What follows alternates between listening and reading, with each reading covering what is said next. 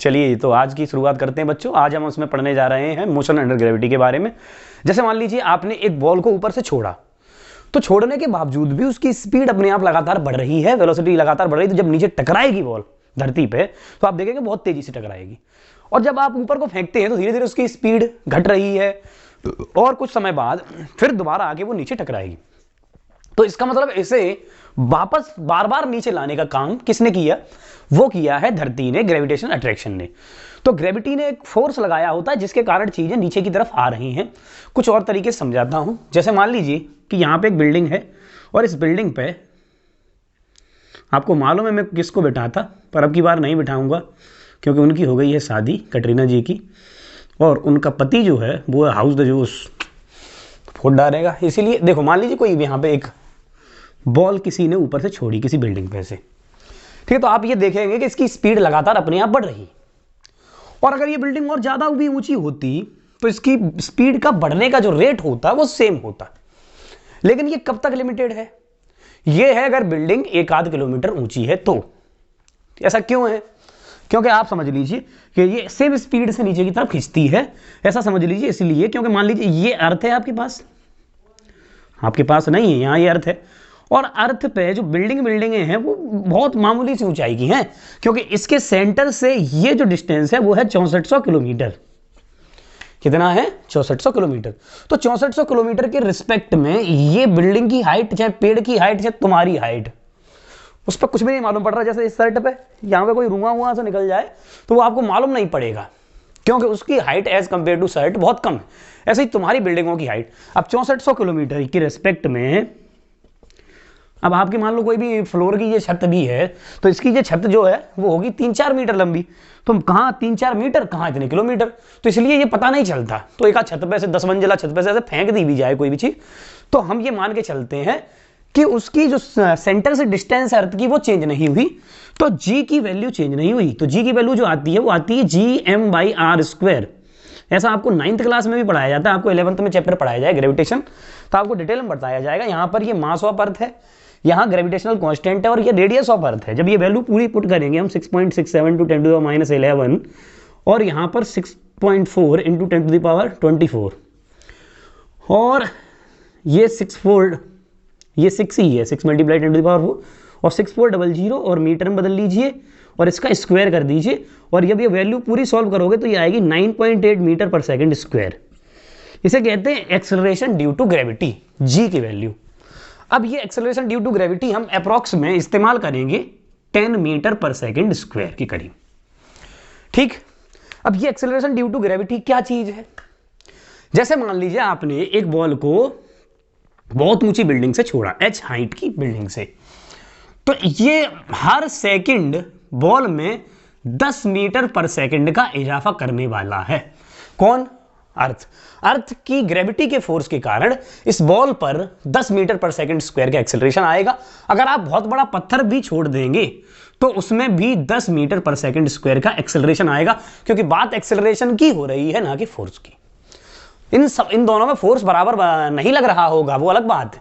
जैसे मान लीजिए यहां पर एक मास m1 है और दूसरा मास m2 है, तो इनके बीच में जो ग्रेविटेशनल फोर्स लग रहा होगा तो वो लग रहा होगा Gme m1/re², और ये हाइट रेडियस के कंपेयर में बहुत छोटी होगी। ठीक है, अब ऐसे ही दूसरे मास के लिए लग रहा होगा Gme m2/re², मगर F बराबर ma होता है और धरती अपनी जगह से कहीं नहीं जा रही, तो दूसरे मास का एक्सेलरेशन निकालें। जैसे इसमें m2 का, तो इसे नेट फोर्स बराबर ma लिखेंगे, और इसको भी आप नेट फोर्स बराबर ma लिखेंगे, तो m1 से m1 और m2 से m2 कट जाएगा, तो एक्सेलरेशन वही रहेगा दोनों के लिए, कितना? 9.8। और जिसे हम अप्रॉक्स में कितना ले रहे हैं? 10, यानी कि 10 का एक्सेलरेशन धरती ने किसी भी मास पे लगाया होता है। और ये मास कौन से मासेस होंगे? ये धरती के मास से बहुत छोटे मासेस होंगे। ठीक है, हाँ, अब तुम सोचो इतनी बड़ी धरती है, उस धरती पे तुम पत्थर टपका दो, गाड़ी टपका दो, पहाड़ टपका दो, धरती के मास के रिस्पेक्ट में ये कुछ भी नहीं। अब बॉल टपकाएगा, फूल टपकाएगा तो इसमें कोई फर्क पड़ने वाला है नहीं। ठीक है भाई साहब, तो अब ये समझ लीजिए इतनी बात हो गई कि एक्सेलरेशन कितना लगा दिया? 10 मीटर पर सेकंड स्क्वायर, और उसकी डायरेक्शन किधर है? वो धरती नीचे की तरफ ही खींच रही है। पर इसे सॉल्व करते हुए समय कैसे करेंगे सॉल्व? ये एक्सेलरेशन से कैसे इक्वेशन ऑफ मोशन बनेगी? पहले आप समझ लीजिए, आपके पास जो इक्वेशन ऑफ मोशन है वो ये है, v = u + at, और s बराबर ut plus half at square, और ऐसे ही ये है v स्क्वायर बराबर u स्क्वायर प्लस 2h। अरे यही तो है तीन यार। अब ये तीनों इक्वेशन में यहां पर एक्सेलरेशन है, और एक्सेलरेशन किसने बनाया है? वो धरती ने बनाया है। तो हम इस इक्वेशन को इस प्रकार से मॉडिफाई करेंगे, तो इसे यहां कर देंगे gt, और यहां कर देंगे gt स्क्वायर, यहां कर देंगे gs। तो क्योंकि ये एक्सेलरेशन धरती ने पैदा किया है, इसलिए यहां पर वो g वाला एक्सेलरेशन हम लिख देते हैं।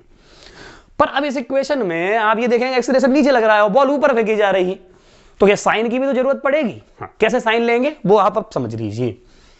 तो साइन कन्वेंशन भी इसमें जरूरी है। एक्सेलरेशन वैक्सेलरेशन को, हाइट, डिस्प्लेसमेंट सारी वेक्टर क्वांटिटीज है ना, तो इनको साइन के साथ भी लिखना पड़ेगा। अब साइन के साथ लिखने के लिए आप ऐसे समझ लीजिए, जिस जगह से बॉल को छोड़ा जाए या फेंका जाए, आप मतलब जहां से मोशन करा जा रहा, आप मान लीजिए इस तीसरी मंजिल पे से बॉल को ऊपर फेंक रहे हैं, या फिर ग्राउंड पे से ऊपर को फेंक रहे हैं, या ऊपर से नीचे को छोड़ रहे हैं, तो ये समझ लीजिए कि जो प्रोजेक्शन पॉइंट है जहां से आप बॉल को फेंक छोड़ कुछ भी कर रहे हो, प्रोजेक्शन पॉइंट को मान लीजिए ओरिजिन। प्रोजेक्शन पॉइंट को जैसे ही आपने ओरिजिन माना, जैसे इस जगह को ओरिजिन मान लिया, और जो मोशन हो रहा है वो आगे को ना फेंक रहा है और ना पीछे को, क्योंकि अभी हम सिर्फ स्ट्रेट लाइन मोशन की बात कर रहे हैं, तो मोशन सिर्फ वर्टिकल डायरेक्शन में होगा। तो ये फिर ओरिजिन मान लिया, तो ये वाई एक्सिस हो गई। अब वाई एक्सिस हो गई तो नीचे वाली डायरेक्शन हो गई नेगेटिव और ऊपर वाली डायरेक्शन हो गई पॉजिटिव। बोलो क्लियर? अगर तुमने ये मान लिया है तो अपने आप चीजें वैसी की वैसी ही सेट हो जाएंगी। नीचे की वाली की डायरेक्शन नेगेटिव अगर मानी है तो एक्सेलरेशन किधर हो गया? नीचे की ओर। तो एक्सेलरेशन हमेशा कैसा आ रहा होगा? माइनस का आ रहा होगा। तो जी की वैल्यू, अब तुम ऊपर अब यहां से बॉल को फेंक रहे हो तो अभी जी की वैल्यू तो नीचे ही लगेगी, क्योंकि एक्सेलरेशन, क्योंकि प्रोजेक्शन पॉइंट को मान लिया है आपने ओरिजिन, तो वहां से नीचे वाली डायरेक्शन क्या हो गई? नेगेटिव। लेकिन हाइट हो जाएगी इस केस में पॉजिटिव, और जब ऊपर से छोड़ रहे हो तो हाइट हो जाएगी आपकी नेगेटिव। तो ये सारी की सारी चीजें आपको इस्तेमाल करनी है। साइन कन्वेंशन कैसे लेना है क्वेश्चन में यूज करके दिखाऊंगा तो आपको ढंग से समझ आ जाएगा। पर एक बात समझ लीजिए, धरती पर कोई भी मास रखा हो, चाहे आप ऊपर से बॉल को टपका दें, चाहे कार को टपका दें, चाहे हवाई जहाज को टपका दें, तो फिर ये समझ लीजिए इन सब में सेम एक्सेलरेशन आएगा, सेम टाइम में ये नीचे आके गिरेंगे, चाहे किसी भी चीज को टपका दिया हो आपने। कुछ फॉर्मूलों के द्वारा सॉल्व करके भी आपको दिखाएंगे ये सारी बातें। और दूसरा, ये सेम एक्सेलरेशन होता कितना है? धरती के द्वारा लगाया गया किसी भी मास पे ये एक्सेलरेशन जी होता है, और जिसकी वैल्यू आती है 9.8, जिसे हम अप्रोक्स में अभी सॉल्व करते समय कैलकुलेशन को बचाने के लिए 10 इस्तेमाल करते हुए चलेंगे। ये है इसकी छोटी सी कहानी। अब इसमें थोड़े बहुत प्रैक्टिकल क्वेश्चन करते हैं, कैसे कैसे इसका यूज होगा वो आप समझते चलिए। इसका एक स्क्रीनशॉट ले लीजिए। चलो पहली बात की शुरुआत करते हैं बच्चों। मान लीजिए आपने एक बहुत ऊंची बिल्डिंग, उस एच हाइट की, और वहां से एक बॉल को छोड़ना शुरू किया। दूसरा केस, अगली बार बिल्डिंग की हाइट मैंने दे दी, मान लो ये 200 मीटर ऊंची बिल्डिंग है, और यहां से आपने बॉल को छोड़ दिया। अब पहले अगर आपने एच हाइट की जो बिल्डिंग है उस पर से बॉल को ऐसे छोड़ा हुआ है, तो छोड़ने वाली बात मतलब u बराबर 0, क्योंकि जस्ट आप छोड़ रहे हैं। सवाल जब भी आपको क्वेश्चन आपको जो भी दिया जाएगा वो जानबूझ के ये वाली बात हिडन कर देंगे। उसमें क्वेश्चन में लैंग्वेज लिखते समय वो यही लिखेंगे ball is release from 100 metre high building, या फिर जो भी है। पर रिलीज्ड बाद में उन्होंने एक वेरिएबल क्वांटिटी आपको दे दी, वो u दे दिया। जब भी उन्हें u देना होगा वो कुछ ना कुछ ऐसी ही बात करेंगे जिससे आपको थोड़ा सवाल कठिन लगे, क्योंकि उन्हें कुल मिलाकर के जो 3 इक्वेशन ऑफ मोशन बनाई है मैंने, उन 3 इक्वेशन ऑफ मोशन में से उन्हें 3 वेरिएबल देने और चौथा पूछना है। अब 3 वेरिएबल दे, जैसे v बराबर u plus G T, s बराबर U T plus half G T square, v square बराबर u स्क्वायर प्लस 2gs। सब में देखिए u v g t 4 variable है, s u t और g ये 4 वेरिएबल हो गए। इसमें भी v u g और s, और 2 वेरिएबल आपको पहले से ही पता है। एक तो g पता है, एक्सेलरेशन हमेशा ग्रेविटी के केस में यही रहने वाला है, और इसको हम 10 मीटर पर सेकंड स्क्वायर लेने वाले हैं। तो एक वेरिएबल आपको बिना बताए मिल गया, और दूसरा वेरिएबल जो कि आपका u है वो भी कहानी में ऐसे दुबका दिया ही जाएगा। तो अब इस बॉल को 200 मीटर ऊंची बिल्डिंग पर से छोड़ा गया, आपसे पूछा गया बताओ ये कितने टाइम में नीचे आ जाएगी, या फिर एच हाइट की बिल्डिंग से इस बॉल को छोड़ा जा रहा है तो कितने कितने समय में कितना कितना डिस्टेंस ये चलती हुई चली जाएगी नीचे को। ये 2 सवाल हम आपसे पूछते हैं, जैसे मान लीजिए तो ये वाला क्वेश्चन आपके सामने अब कर रहे हैं। तो देख लीजिए इस वाले क्वेश्चन को, तो ये बॉल को ऐसे मैंने यहां पे छोड़ा, तो u तो 0 हो गया ना, दोनों केसेस में छोड़ रहा हूं, और h ये s हो गया आपका 200 मीटर, और जिस जगह से छोड़ रहा है वो प्रोजेक्शन पॉइंट को हम ओरिजिन मानते हैं, तो ये 200 जो है h आपका वो माइनस के 200 हो जाएगा s। अब आपसे टाइम पूछा गया है तो आप इक्वेशन लिखेंगे s बराबर ut plus half gt square. तो फिर g की वैल्यू भी तो नेगेटिव हो गई बच्चों, क्योंकि नीचे की डायरेक्शन नेगेटिव और ऊपर की डायरेक्शन पॉजिटिव। तो ये हो गया माइनस के 200, u 0 है तो ये पूरा टर्म 0, 1/2 g की वैल्यू -10 और t स्क्वायर, ठीक है, हाफ gt स्क्वायर, g की वैल्यू 10 रख ली।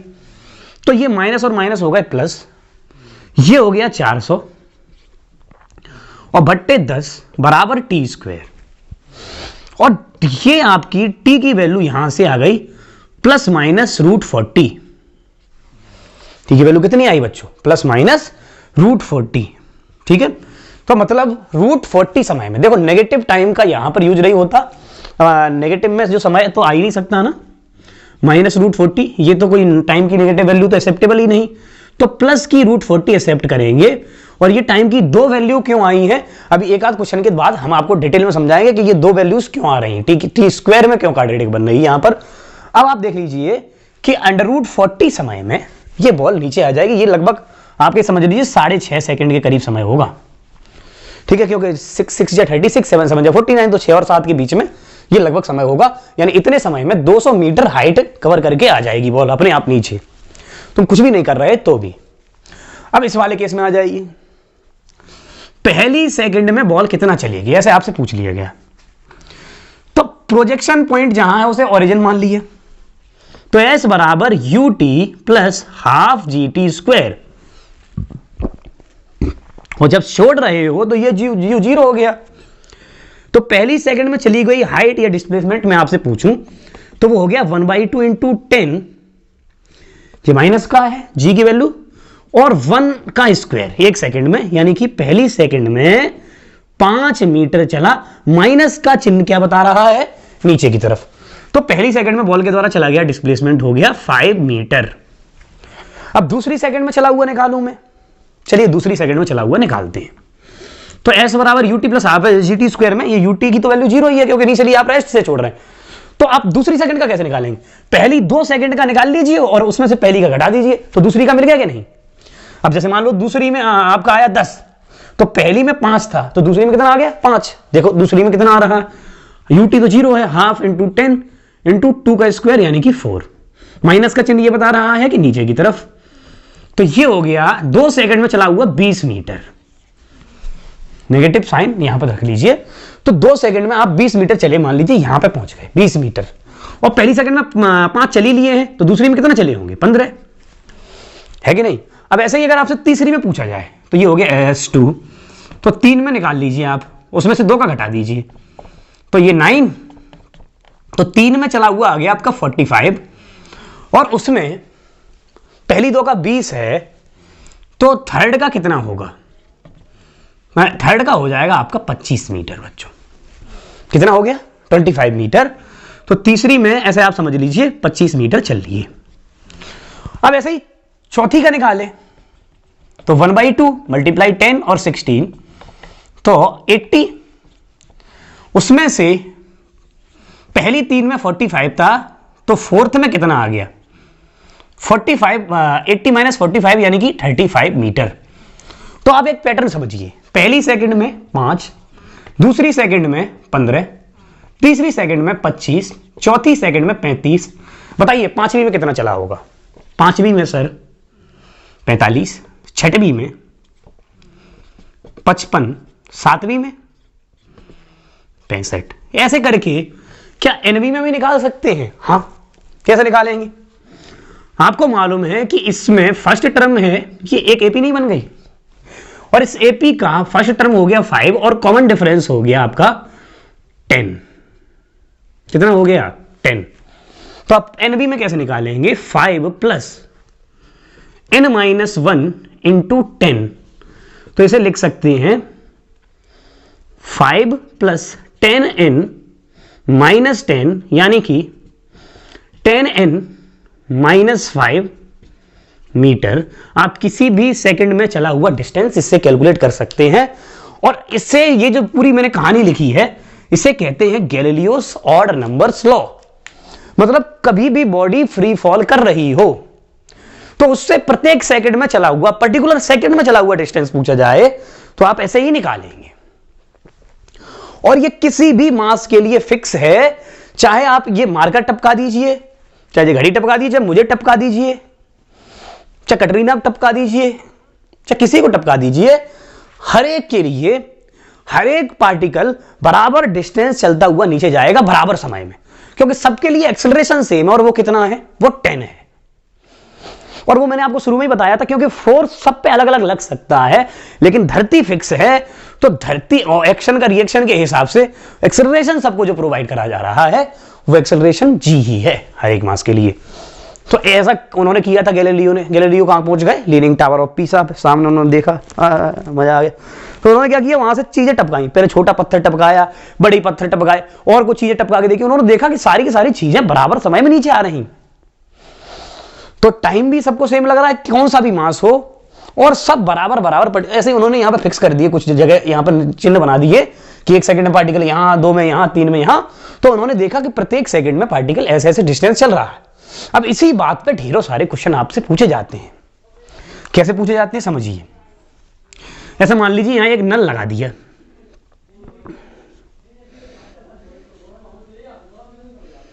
जैसे ये नल लगा है आपका, ऐसे समझ लीजिए, और इसमें से बूंदें टपक रही। अब वो ऐसा सवाल दे देंगे, मान लो कि प्रत्येक बूंद जो नल पर टपक रही वो हर एक दूसरी बूंद पहली बूंद टपकने के 1 सेकंड बाद टपकती है।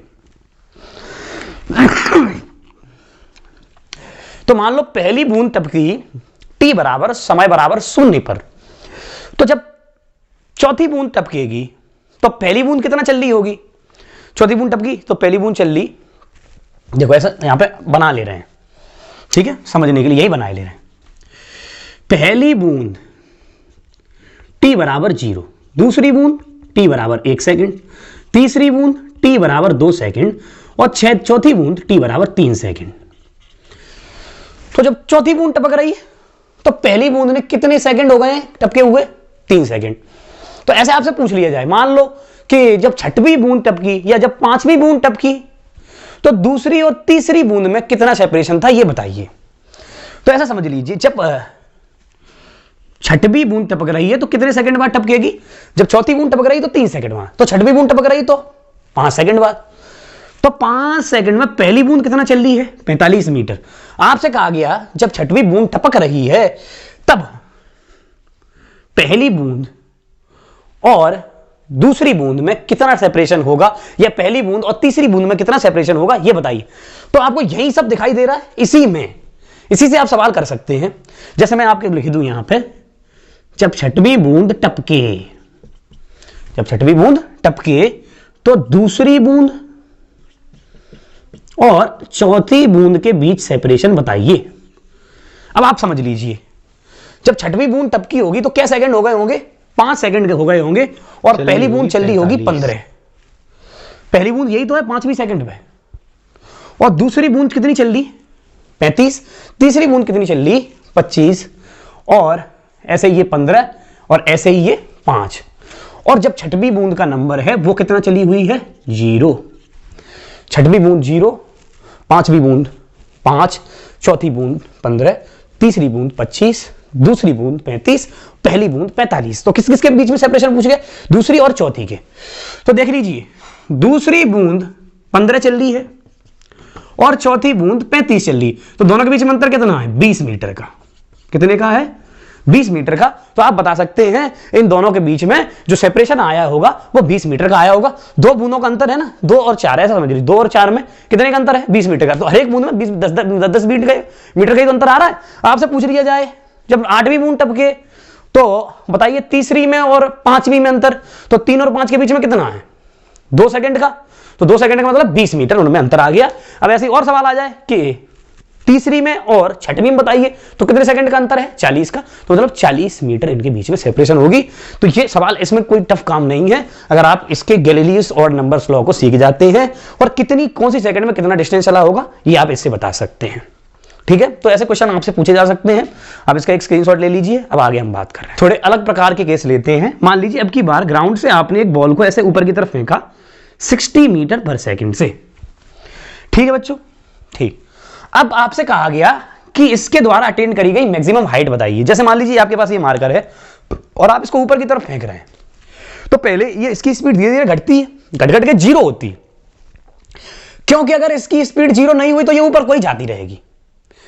तो फिर इसकी स्पीड 0 हुई, फिर ये नीचे की तरफ बढ़ी, तो पहले मैक्सिमम हाइट तक जाएगी जब ये 0 इसकी स्पीड हुई है, तभी ये मैक्सिमम हाइट पे है। क्योंकि अगर 0 स्पीड नहीं होती तो आगे को और जाती और ऊपर जाती, तो मैक्सिमम हाइट तब होगी ना जब उसकी स्पीड 0 हो जाए। तो मान लीजिए ये यहां पे आके मैक्सिमम हाइट पर गई, तब इसकी फाइनल स्पीड हो गई 0 और फिर ये वापस आके यहां धरती से टकराई। टकराते समय स्पीड, टकराते समय v पूछ लिया आपसे, हर एक सेकंड बाद कितना कितना चल रही होगी और कितनी कितनी स्पीड होगी जाते समय फिर आते समय, ये सब आपसे पूछ लिया गया। अब देखो इससे भी बहुत सवाल आसान हो जाते हैं मोशन अंडर ग्रेविटी के, अगर इतनी सी बात आपको आ जाती है तो। समझिए इसको कैसे।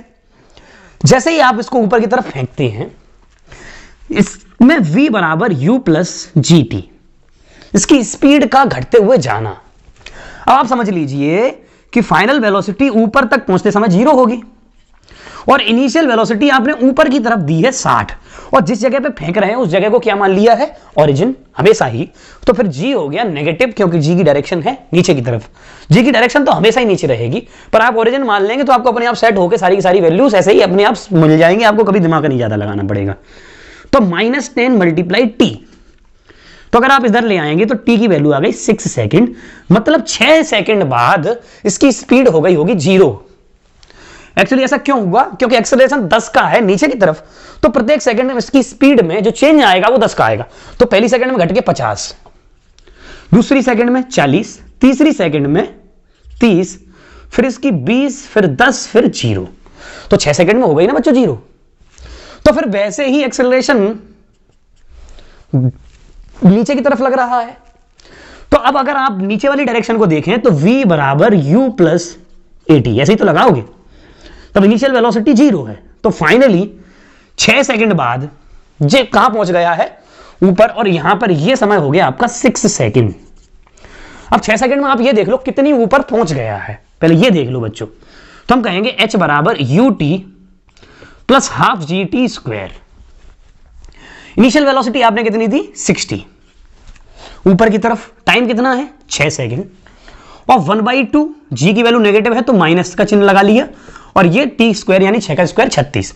तो 6 सेकंड में इसने हाइट कितनी अटेंड करी है बच्चों, ये हो गया आपका 180 और ये 360, तो 360 माइनस 180 यानी 180 मीटर। तो मैक्सिमम हाइट इसने जो अटेंड करी बच्चों वो आ गई आपकी 180 मीटर, है कि नहीं। ओके, तो मैक्सिमम हाइट 180 मीटर आ गई। अब और इसको समय कितना लग रहा है 6 सेकंड।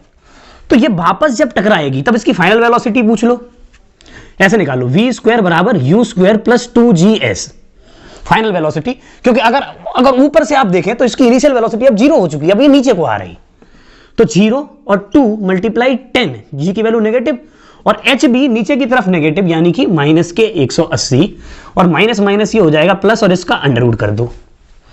तो ये आ गई आपकी फाइनल वेलोसिटी। अगर इसमें से आप चीजें बाहर निकाल लें तो इसे ऐसे लिख लो 2 गुणा 2 गुणा 5, और इसे लिख लो 9 गुणा 5 45 गुणा 2 90 गुणा 2, ऐसे फैक्टर करके तोड़ लो तब सारी चीजें बाहर आ जाएंगी। तो ये जो v आएगा आपका 2 और 5 और 3 और 2, तो 2 गुणा 2 गुणा 3 गुणा 5, ये बाहर आ गया ना, 15 दूनी 30 दूनी 60। तो फाइनल वेलोसिटी हो गई 60 मीटर पर सेकंड। मतलब अगर आप इसको ऊपर की तरफ 60 से फेंक रहे हैं तो इसको नीचे की तरफ जब वापस टकराने के लिए आई ना, कितनी सेकंड बाद? 6 ही सेकंड बाद आएगी। देखो जब वापस 60 से फेंक रहा है तो 60 से ही वापस आगे टकराएगी। तो एक जानकारी मिल गई, आप जितनी स्पीड से ऊपर की तरफ फेंकते हैं, जैसे मान लो आपने v से ऊपर की तरफ फेंका, तो जब आएगी नीचे तब भी उसकी स्पीड v ही रहेगी। ऐसा क्यों हुआ है? Due to conservation of energy. अब आपको धीरे धीरे समझ में आने लगेगा, क्योंकि यहाँ पर सारी की सारी एनर्जी, काइनेटिक एनर्जी, वो पहले पोटेंशियल में बदली, फिर पोटेंशियल से वापस काइनेटिक में बदल गई है। तो वेलोसिटी हो गई इसकी 60 मीटर पर सेकंड टकराते समय। अब जब जाते समय 6 सेकंड लगे हैं तो आते समय क्या लगेंगे आप देख लीजिए, v बराबर u प्लस जी टी। यही तो है। फाइनल वेलोसिटी आपको मालूम है 60 है और इनिशियल वेलोसिटी आपकी 0 है। तो ये हो गया फाइनल 60 माइनस के, क्योंकि नीचे की तरफ है, डायरेक्शन पलट गई है, और इनिशियल वेलोसिटी 0 है और माइनस जी की वैल्यू है आपकी 10 और t। तो आपको मालूम पड़ गया कि 6 सेकंड में ही वापस बॉल आके जमीन पर टकरा जाएगी। तो दो चीजें हो गई, 60 से ऊपर गई तो 60 से ही टकराई, और 6 सेकंड में अगर ऊपर गई है सिमेट्रिकली तो 6 सेकंड में ही नीचे आई होगी।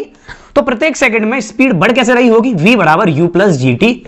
और आपको मालूम है इनिशियल 0 है और 10 गुणा पहली सेकंड में फाइनल स्पीड 10, दूसरी सेकंड में 20, तीसरी में 30। तो ऐसे ही ये वापस भी आई होगी 10, 20, 30, 40, 50 और यहां पे आते आते फिर 60। तो 60 धीरे धीरे घट के 0 हुई और वैसे की वैसे ही सिमेट्रिकली फिर से बढ़ी। ठीक है, अब ये हिंट कहां कहां कैसे कैसे काम में ली जाएगी वो समझ लीजिए। इससे बढ़िया से बढ़िया क्वेश्चन आपको बनाए जा सकते हैं और ढेर सारी बातें आपसे पूछी जा सकती हैं। समझने वाली बात क्या है, आप जितनी वेलोसिटी से ऊपर फेंकेंगे टकराने के बाद भी उतनी वेलोसिटी रहेगी, याद करने वाली। और प्रत्येक सेकंड में स्पीड 10-10 घटते जाएगी, और जिस हाइट पे जो वेलोसिटी होगी लौटते समय भी उसी हाइट पे वो भी वेलोसिटी होगी। ये बात समझ आई कि नहीं? तो अब देखो कैसे इस्तेमाल करते हैं क्वेश्चनों में। मान लीजिए ये एक बिल्डिंग है और इस बिल्डिंग की 5वीं फ्लोर पर हर एक फ्लोर 10 मीटर का है, ऐसे समझ लीजिए 1 2 3 4 5 6 7 ऐसे करके एक बिल्डिंग है खूब ऊंची। अब यहां पे पहले दूसरे तीसरे चौथे मंजिल पे वही, अब नहीं बैठा रहूंगा कभी भी, उसको ब्याह हो गया है, कोई ऐसे बैठा है, ठीक है, हाँ आलिया बिठा दिए, अभी दोनों ब्याह नहीं हुआ तो। चलो, और यहां से आपने एक फूल फेंका v वेलोसिटी से और इन्होंने पकड़ नहीं पाया। फिर दोबारा जब लौट के आया तब इन्होंने पकड़ लिया और लौट के आने में समय लग गया 2 सेकंड। कितना समय लग गया बच्चों? 2 सेकंड। अब आपसे पूछा गया कितनी वेलोसिटी से फूल फेंका गया होगा। यहां पे ये चौथी मंजिल पर बैठी हैं आलिया, मैंने यहां से फूल फेंका, मैं यहां बैठा हूं, हट, मैं क्यों फेंकूंगा, मैं यहां पे बैठा हूं, यहां से उसने फेंका है, ठीक। तो अब फूल फेंका, अब मैंने पकड़ नहीं पाया, पर जब 2 सेकंड बाद वापस आया तो मैंने पकड़ लिया। ऐसा हो सकता है कि नहीं? अब यहां पे हो एकदम से ये हाइट, कोई भी बहुत चीज फेंकी जाए एकदम से तब ना पकड़ पाओ, वापस आते ही पकड़ लो। आपसे पूछा गया कि कितनी स्पीड से फेंका गया होगा। अब समझ लीजिए बात कि ये स्पीड आपसे पूछी गई है, यही बात जो यहां पे बताई गई उसको यूज करिए। जब 2 सेकंड में 1 सेकंड में गया 1 सेकंड में आया, तो बताइए यहां पर इसकी स्पीड कितनी रही होगी? 10 मीटर पर सेकंड। तभी तो 1 सेकंड में 0, फिर 1 सेकंड में प्लस, हुई कि नहीं हुई? तो यहां पे आपको मालूम पड़ गया। और प्रत्येक बिल्डिंग जो है वो, प्रत्येक मंजिल जो है वो 10 मीटर की है, तो 10 20 30 40, तो ये 40 मीटर तो ऊंचाई हो गई, और 40 मीटर ऊंचाई पे इसकी फाइनल स्पीड 10 है। तो इनिशियल स्पीड निकाल सकते कि नहीं? हाँ बिल्कुल, v² बराबर u² प्लस 2gs। कठिन से कठिन क्वेश्चन इससे करे जा सकते हैं। ये तरीके अब ये याद हो जाए एक बार, चीजें दिमाग में बनी रहे तो क्वेश्चन ओरली सॉल्व होते हैं, ठीक है। तो फाइनल स्पीड आपको मालूम है 10 ऊपर की तरफ है, 10 का स्क्वायर 100। इनिशियल स्पीड आपको पता नहीं, -2 प्लस का ही रखो, और g की वैल्यू -10, और h की वैल्यू जो है वो हो गई आपके यहां से 40 मीटर, ठीक है, 40 मीटर हो गई। तो u आपसे पूछा गया है और v आपको पता ही चल गया है, तो आप देख लेंगे u² प्लस की 40 है ऊपर की तरफ, तो ये हो गया आपका 80 800 -800, और ये 100, और इधर ले आइए तो ये हो गया 900 बराबर यू स्क्वायर, तो यू की वैल्यू आ गई ±30। अब पॉजिटिव वैल्यू ऊपर की तरफ ही तो ले रहे हैं बच्चों, तो हम भी ये कह देंगे आपने 30 की से फेंका तो 2 सेकंड में वो 40 मीटर ऊपर तक गया, तब उन्होंने पकड़ नहीं पाया तो 2 सेकंड बाद वापस पकड़ लिया। तो ये तो हो गया वैसे ही मूड बनाने के लिए, पर ये सवाल ऐसे काफी सारे आपसे पूछे जा सकते हैं। बताइए कि जब पहली बॉल फेंकी गई तो चौथी बॉल उसके कितने सेकंड बाद फेंकी जाए कि वो तीसरी मंजिल पे आके टकराएं। तो ये आपको एक सिस्टम ध्यान रखना है। आपको मालूम है कि हर सेकंड में कितनी स्पीड का इजाफा होता है ऊपर से नीचे आते समय, और कितनी स्पीड घटती जाती है नीचे से ऊपर जाते समय। ठीक है, तो ये स्क्रीनशॉट लीजिए। अब और डिफरेंट टाइप के क्वेश्चंस पे आते हैं।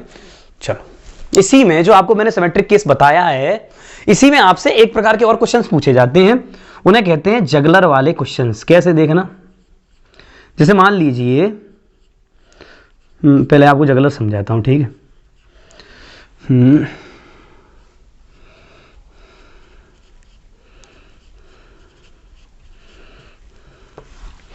ये ऐसे करके देखो, हाँ मैंने देखा होगा ऐसे, अरे ये 3-4 बॉल ऐसे करके नचाते हैं जगलर्स, जो खिलाड़ी होते हैं। आपने देखा मेले वेले में, तो एक बॉल ले लेगा, फिर एक को फेंके, दूसरे के लिए तीसरी, चौथी, 5, और ऐसे ही कईयों होते हैं 3-3 नचा सकते हैं, कईयों 4, कईयों 5 ऐसे। ठीक है, तो इस प्रकार के क्वेश्चंस आपसे इसी में पूछे जा सकते हैं, मोशन अंडर ग्रेविटी के इस वाले भाग में। देखो इसमें क्या होगा, तो अगर मान लीजिए सवाल ऐसे आया कि ये जो जगलर है वो एक साथ 4 बॉल नचा सकता है, 4 बॉल जंप कराता है, 4 बॉल हवा में नचाता है, ठीक। और इसका सिस्टम क्या है कि पहली बॉल फेंक दी, फिर 1 सेकंड बाद दूसरी, फिर 1 सेकंड बाद तीसरी, फिर 1 सेकंड बाद चौथी। जब चौथी बॉल फेंकी तो पहली साथ में आ गई, फिर ये साथ में आ गई। 1 सेकंड का समय ले रहा है हर बात में। कितने सेकंड का समय ले रहा है? 1 का। अब ऐसे ही हो सकता है कि 2 सेकंड का ले ले, 3 का ले ले, पर 1 सेकंड का उसने समय लिया। आपसे कहा गया, मान लीजिए जगलर जो है वो 4 बॉल ऐसे नचा सकता है, या 5 नचा सकता है, 6 नचा सकता है, कुछ भी आप ले लीजिए। अब आप जैसे कहेंगे, चलो हम पहले 4 पे से समझते हैं। जगलर के हाथ में ऐसे 4 बॉल हैं, और 4 बॉल वो हवा में ऐसे नचाना चाह रहा है। तो जब वो पहली बॉल फेंके, उसके कुछ देर बाद दूसरी बॉल फेंके, उसके कुछ देर बाद तीसरी फेंके, फिर जब चौथी फेंके तब तक पहली इसके हाथ में आ जाए, नहीं तो खेल बिगड़ जाएगा। सोचो अगर दूसरे पहली फेंकी और दूसरी फेंकने वाला है तो पहली हाथ में आ गई, तो कहां से 4 नचा लेगा? जैसे मैं इस 2 के साथ कर रहा हूं और खिलाड़ी बन रहा हूं, तो ये बकवास है, ठीक है। तो वो ऐसे मैक्सिमम हाइट पर फेंके। देखो कैसे करते, कैसे इनको समझना कि पहली बॉल फेंकी, पहली बॉल मैक्सिमम हाइट तक गई और वापस आई, फिर दूसरी बॉल फेंकी, मैक्सिमम हाइट तक गई और वापस आई, तीसरी और चौथी ऐसे ही गई हैं, ठीक है। और एक सिस्टम ऐसा बना गया कि देखो जब फेंकी जा रही है आपकी चौथी बॉल, तो तीसरी पहली वाली हाथ में आ जाए वापस, तो समय कितना हो गया? 4 सेकंड का। देखिए 1, 2, 3, 4, तो जब चौथी फेंकी जा रही तो पहली हाथ में है, तो इसको वापस रख लिया, तो 4 सेकंड हो गए ना। पहली बॉल की टाइम ऑफ फ्लाइट क्या हुई? 4 सेकंड। तो अब ऐसे समझ लीजिए कि 4 सेकंड में 2 सेकंड जाने के और 2 सेकंड आने के, तो आपने कितनी से फेंका गया हो, कितनी स्पीड से फेंका होगा? 20 मीटर पर सेकंड से। ऐसे सोचिए 6 बॉल नचानी हो इसको, कितनी नचानी हो? 6 बॉल। तो आप क्या कहेंगे कि जब छठवीं बॉल हाथ में आ जाए तो पहली फेंकी जाए, ठीक है। और भी सिस्टम समझाते हैं, दोनों हाथों के हैं, समझना, प्रैक्टिकली समझना चीजों को, ठीक है। क्वेश्चन तो अपने आप हो जाते हैं, समझना पहले। देखिए पहली बॉल फेंकी, दूसरी बॉल फेंकी, तीसरी बॉल फेंकी, और चौथी बॉल का नंबर आ रहा है इस हाथ से इस हाथ में लेने, तो ना पहली हाथ में आ गई इधर, तो 2 बॉल उसके हाथ में है और 2 ऊपर उड़ रही हैं। समझ आ रहा है कि नहीं? पहली, दूसरी, तीसरी, और ऐसे दूसरी हाथ में ली, चौथी इधर फेंकी, पहली इधर आ गई, ठीक है। अब फिर सेट पैटर्न समझिए। पहली बॉल 0 सेकंड, दूसरी बॉल 1 सेकंड, तीसरी बॉल 2 सेकंड, चौथी बॉल 3 सेकंड, और जब चौथी फेंकी तो पहली हाथ में। तो बताओ पहली कितना चल के आई? 3 सेकंड। तो जब आप ऐसे 4 बॉल नचाएंगे, 4 बॉल नचाएंगे, तो पहली बॉल कितने सेकंड चल लेगी? 3 सेकंड। तो सोचो ऐसे ही अगर आप 6 बॉल नचाएंगे तो पहली बॉल कितना चल लेगी 5 सेकंड। और ऐसे ही अगर आप 8 बॉल नचाना चाह रहे हैं तो पहली बॉल चलेगी आपके 7 सेकंड, क्योंकि 2 बॉल आपके हाथ में होंगी तो लास्ट वाली फिक रही होगी, पहली वाली साथ में आ गई होगी, तो 1 सेकंड का समय यहां से यहां जाने में लग रहा होगा। अब समझ लीजिए अगर आप कितनी बॉल नचाना चाह रहे हैं आप मुझे बता दीजिए।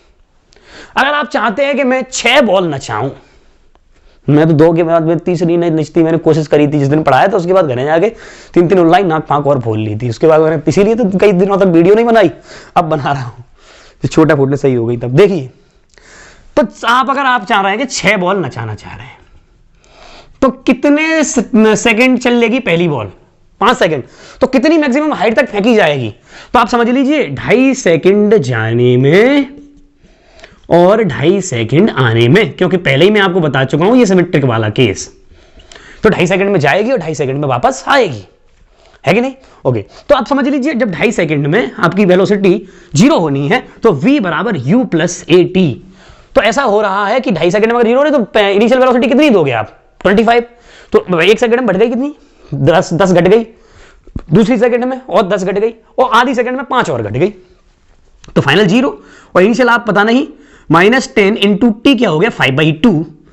तो आप इसे समझ लीजिए कितनी स्पीड दे रहे होंगे 25 मीटर पर सेकंड दे रहे होंगे, और इसकी मदद से आप मैक्सिमम हाइट भी निकाल सकते हैं, और वो क्या हो जाएगा h बराबर U T plus half of G T square, और u कितना है आपका 25 और टाइम है 25/2, 2.5 सेकंड, तो मैक्सिमम हाइट कितनी हाइट तक जाएगी, और 1/2 और g की वैल्यू 10 और 5/2 मल्टीप्लाई 5/2, ठीक है। तो इसको 5 से कैंसिल आउट कर दीजिए, और ये हो गया 125/2 माइनस 125/4, तो ये बचा आपका 125/4 मीटर।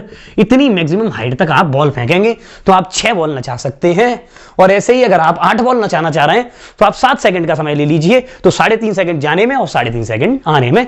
ऐसे ढेर सारे आप क्वेश्चन बना सकते हैं, कर सकते हैं, कोई भी खास लॉजिक इसमें नहीं होता, बस चीज समझ जाइए। जो सिमेट्रिक वाले केस बताए थे सारा का सारा कंसेप्ट वहीं पर धरा रह जाता है, केवल आप बातें समझ जाओ कि हर एक सेकंड में स्पीड का जो जैसे जैसे घटेगी वैसे वैसे ही बढ़ेगी, और जितनी मैक्सिमम हाइट तक जाएगी उसमें जितनी वेलोसिटी से ऊपर जाने में जो जैसे जैसे सिस्टम बढ़ रहा है, सॉरी घट रहा है, वैसे ही 20 से ऊपर फेंक रहे हैं तो 20 से ही नीचे टकरा रही है, जैसे जैसे हर सेकंड में घट रही है वैसे वैसे हर सेकंड में बढ़ेगी भी।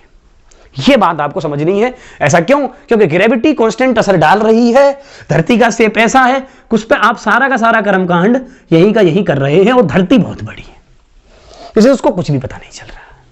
ये एक्सलेशन सेम है, ये कहानी है। ऐसे ढेर सारे और क्वेश्चन कर सकते हैं, स्क्रीनशॉट इसका लीजिए, फिर और करा रहा हूं। तो 2 प्रकार के क्वेश्चन आपको और करा रहे हैं बच्चों। जैसे मान लीजिए एक ये क्वेश्चन है इस प्रकार का, ऐसे एक पैरासूट उड़ रहा है, ठीक है, और पैरासूट में कोई आदमी है, ऐसे मैं यहां बनाए दे रहा हूं, मैं ही हूं, ऐसे समझ लीजिए, ठीक। पैरासूट में कोई भी इंसान है और पैरासूट ऊपर की तरफ उड़ के जा रहा है, मान लो 10 मीटर पर सेकंड से कॉन्स्टेंटली उड़ता हुआ चला जा रहा है, ठीक है। अब आपने क्या किया, एक बॉल को छोड़ दिया पैरासूट में से, जब ये 100 मीटर ऊपर था, कितने ऊपर था 100 मीटर, तो आपसे पूछा गया कि ये जो पैरासूट पे से बॉल छोड़ी गई उसको धरती तक आने में कितना समय लगेगा। ऐसे क्वेश्चंस आपसे पूछे जाते हैं, इंडियन आर्मी लिखे दे रहा हूं मैं तो। हाँ देखिए यहां पे बॉल को ऐसे करके नीचे की तरफ छोड़ दिया, पर ये समझिए 10 मीटर पर सेकंड ये दे दी है, इससे क्या गड़बड़ होती है, समझे ना। ये आपने तो बॉल को छोड़ा है। अब जैसे मान लीजिए आप एक कार में बैठ के जा रहे हैं, बस में बैठ के जा रहे हैं, और एक ऐसे बॉल को ऊपर की तरफ उछाल रहे हैं, वो बॉल ऊपर तक गई और नीचे तक आई, और इतने में आप ये मान लीजिए 2 सेकंड का समय लगा, 1 सेकंड जाने में और 1 सेकंड आने में, वो वापस तुम्हारे हाथ में ही बॉल आ गई।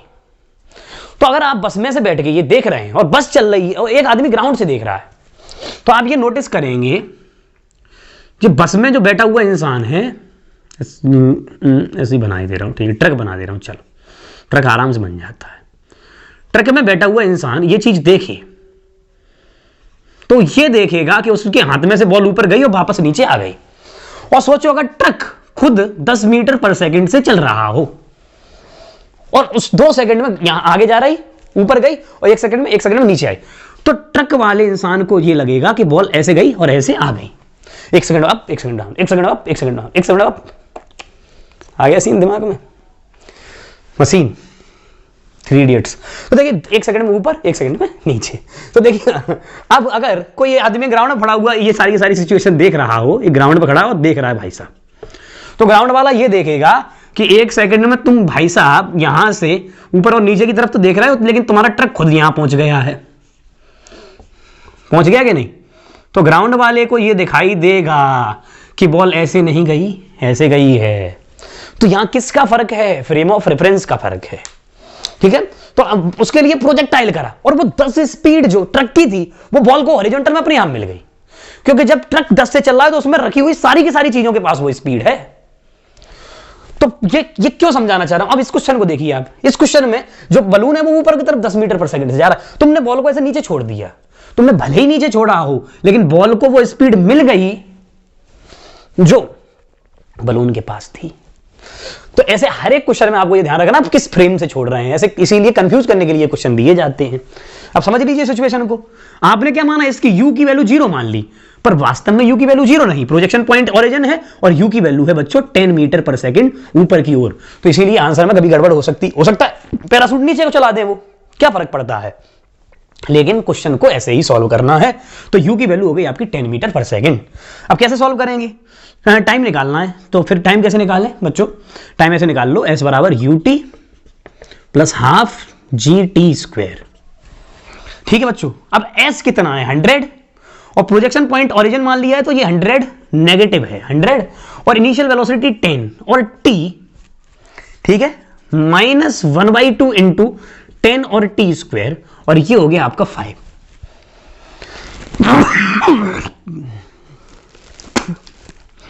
ये हो गया। अब आप ऐसे समझ लीजिए -100 और 10t minus 5t square quadratic बनेगा, इसको इधर ले आइए तो 5t square minus 10t minus 100 बराबर 0।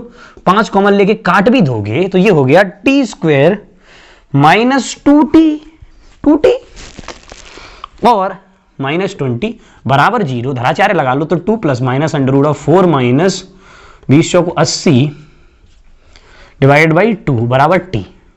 तो t की वैल्यू 2 आ गई, प्लस माइनस अंडर रूट 84 और डिवाइड बाई 2, और पहली वैल्यू तो एक्सेप्टेबल ही नहीं होगी क्योंकि अंडर रूट 84 की वैल्यू ये कितनी हो जाएगी 9.1 समथिंग है ये। तो 2 प्लस माइनस 9.1 डिवाइड बाई 2 बराबर t। तो ये प्लस नेगेटिव वैल्यू, तो t की वैल्यू नेगेटिव वाली तो आ ही नहीं सकती, तो पॉजिटिव वाली आ जाएगी, यानी कि 9 और 2 11/2, यानी कि लगभग 5.5 के 6 के सेकंड के करीब जो है इसको आने में लग जाएंगे। और वो एक आंसर जरूर ऐसा देते ऑप्शन में, क्या जरूर देते, जिसमें आप u 0 मान रहे होते। पहला ही ऑप्शन वो होता, तुम लगा के आते हो, घने आके कहते हो ओ हमने सही करके आए, फिर वहां गड़बड़ होती। ये दिमाग में रखिए। अब और देखिए, एक प्रकार के क्वेश्चन आपसे और पूछे जाते हैं। जैसे मान लीजिए ये कोई बहुत ऊंची बिल्डिंग है, इसकी बिल्डिंग की हाइट का आपको अंदाजा लगाना है।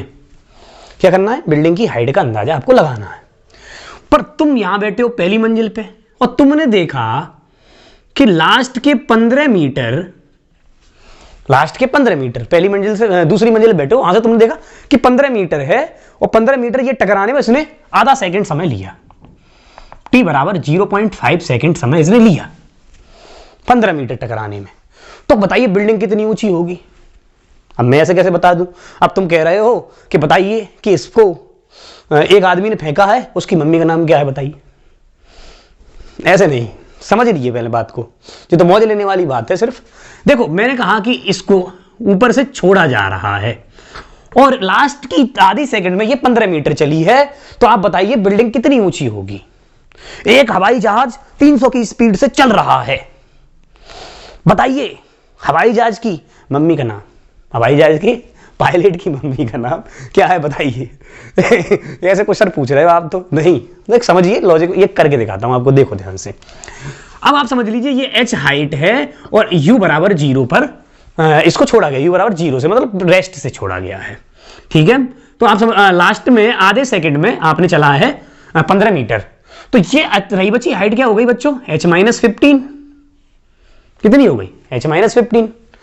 अब ये टोटल समय चलने में मान लीजिए t, तो h-15 चलने में समय क्या होगा, t-1/2 यानी t- आधा सेकंड।